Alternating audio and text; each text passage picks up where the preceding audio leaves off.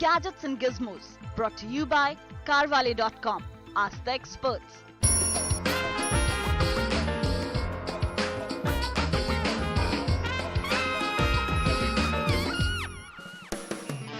Hello and welcome to the Gadgets and Gizmos show. On Headlines today, I'm Siddharth Sharma, and over the next half an hour, we've lined up a far-packed show for all you guys out there.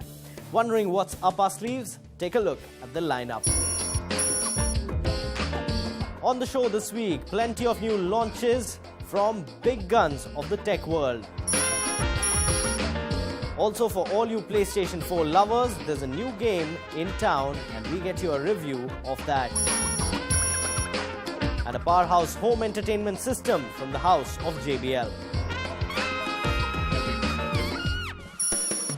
Alright then, that is our lineup on the show, and first up what we have for you is something that was trending the entire week. The Bendgate scandal. iPhone 6 launched in the West recently and it bends better than David Beckham. And not on purpose. And that's not it. There are a few more problems as well. Next up we take a look at some of those problems that iPhone 6 users might face. Expected to arrive in India in mid-October, the iPhone 6 and 6 Plus is Apple's biggest and supposedly best iPhone to date. But it isn't all shiny roses. Here are the 5 things we seriously think is wrong with the all-new iPhone 6 models.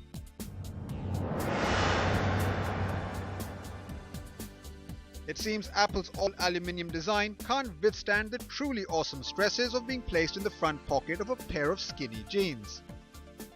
Over the past few days, numerous reports have begun to flood in, indicating how just a bit of pressure can cause the phone to deform.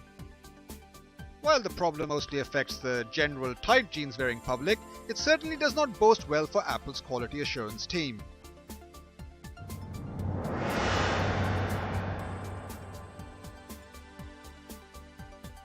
The iPhone 5 and 5S were metallic beauties with sleek flat edging and style in buckets. Sadly, the new iPhone 6 looks to have borrowed heavily from the likes of HTC M8, especially with its new rounded frame. We're sure it's comfortable to clutch and fondle, but the iPhone in its latest iteration is no longer unique.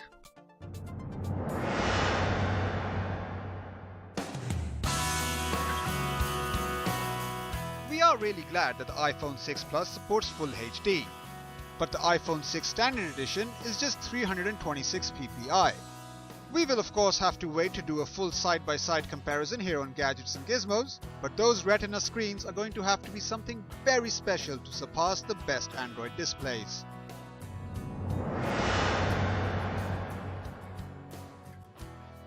We can't really get excited about the majority of the iPhone 6's new sparkly features, because they've existed on Android for ages. Custom keyboards, bigger screens, video chat, NFC, nothing new here. Been there, done that.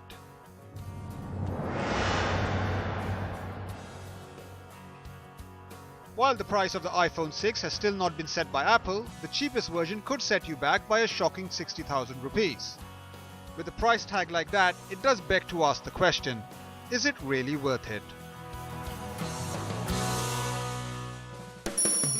Now, Sony came out with not one but 2 new smartphones in the Indian market. After showcasing the Xperia Z3 and the Z3 Compact in IFA earlier this year, the new flagship offerings are finally here in India. Let's take a look at the specs of these new smartphones from the house of Sony.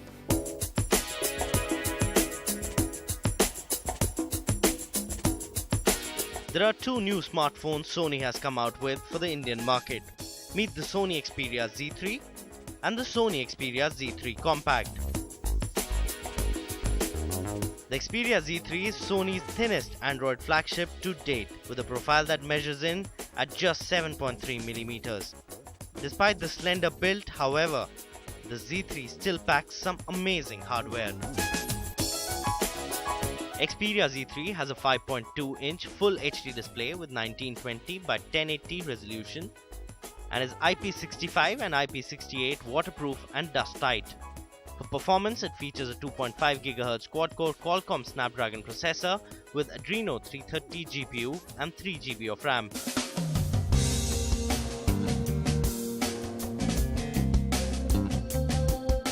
Xperia Z3 is also PlayStation certified and has PS4 remote play functionality.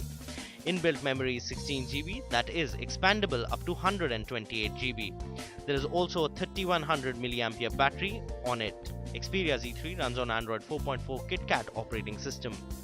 When it comes to the camera, Xperia Z3 features a 20.7 megapixel camera with Sony Xperia RS for mobile image sensor. It is also capable of doing 4K video recording. You also get a 2.2 megapixel front-facing camera. Sony Xperia Z3 is priced at Rs 51,999. Now let's take a look at its younger sibling, the Xperia Z3 Compact. The younger brother is lightweight and has just 4.6-inch HD display on it with 1280 by 720 resolution. Xperia Z3 Compact also packs in a 2.5 GHz quad-core Qualcomm Snapdragon processor with Adreno 330 GPU, but only has 2 GB of RAM on it. When it comes to the camera, the Xperia Z3 features a 20.7 megapixel camera with Sony Xperia RS for mobile image sensor. It is also capable of 4K video recording, and you also get a 2.2 megapixel front-facing camera. Sony Xperia Z3 Compact is priced at Rs 44,990.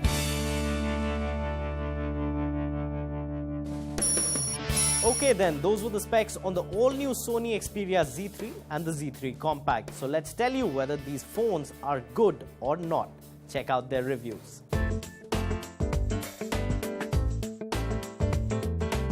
Now both the Z3 and the Z3 Compact have Sony's brilliant industrial design, and the build quality is just superb. There's also no questioning the waterproof ability of these two phones. The phone's looks are similar to the Xperia Z2 and the Z2 Compact with minor facelifts here and there. When we talk about the display, the Z3 features a 5.2-inch Full HD display with 1920 by 1080 resolution, while the Compact features a 4.6-inch display on it with a 1280 by 720 resolution, and they both are bright and non-reflective. Sony manages to push their limits with the display on their new flagships. Performance-wise, these smartphones make other Android smartphones look like junk. Even the Antutu benchmark test results are amazing. They both handle gaming with ease, but the experience is a little better on the Z3. For camera, they both have a 20.7 megapixel camera with Sony Xperia RS for mobile image sensor. It is also capable of doing 4K video recording. And to put a cherry on the cake, a very usable dedicated camera key. The image results are brilliant and it performs great in the camera department. Battery on the Z3 is slightly bigger at 3100 mAh and the Compact features a 2600 mAh battery. Both the phones are well optimized and easily last you a day with power consumption to the maximum. So which one do we like? The bigger phone, the better is not the case here. The Z3 Compact impressed us much more than its bigger brother, because it's compact, practical and fits in your pocket. Otherwise, both the smartphones are a winner for sure.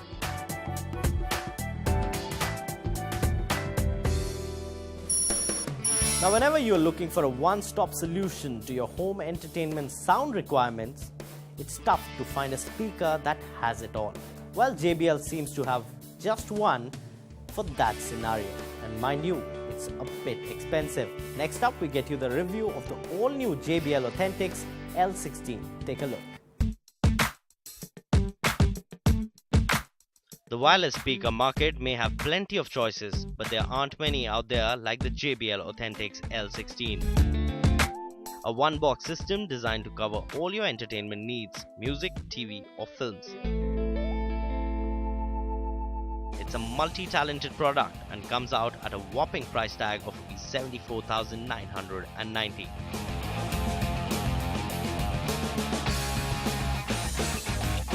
Packed with generous compatibility options like AirPlay and DLNA compatibility that digs up files over your home network. Bluetooth is another way to go wireless, and there is also NFC connecting to your device with a tap on the speaker. 3.5mm jack provides direct connection to a device, as well as a digital optical and a pair of analog inputs. There are also two USB sockets that allow for charging smartphones and tablets. If that's not enough, the L16 can double up as a soundbar if you do use it to boost your TV sound. JBL Authentics L16 is heavy at over 16 kgs, but gorgeous with its walnut enclosure and striking retro grills. The L16 has a 25mm tweeter, 5cm pulp cone driver, and a 13cm woofer on either side of the baffle. Its own 50-watt amplifier powers each of the 6 drivers, and underneath, 2 downfiring ports complement the drivers to help deliver more bass. There is no remote, but there's an app that is free to download, and it's called JBL Music Flow app, and lets you control the volume, source and fiddle with the equalizer. The L16 is the first to feature Harman's Clarify technology. The company claims the software restores 90% of the audio lost in digital compression by analyzing a track's audio signals and correcting waveform deficiencies. And boy, it delivers. It benefits from the extra processing, demonstrating clearer bass and more prominent treble. If you are considering buying the L16, it will be for its big open sound.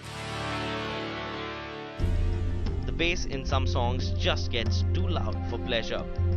It's a room filler and stays well poised at high volumes. The JBL Authentics L16 certainly sounds like a good idea. The problem is that 74,990 rupees is a lot to fork out for a sound system like this.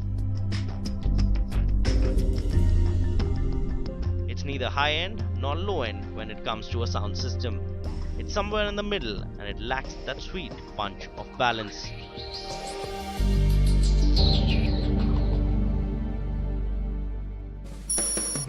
It's time for a very small break on the show now, but you guys don't go anywhere because there's a lot more technology action coming your way on the other side.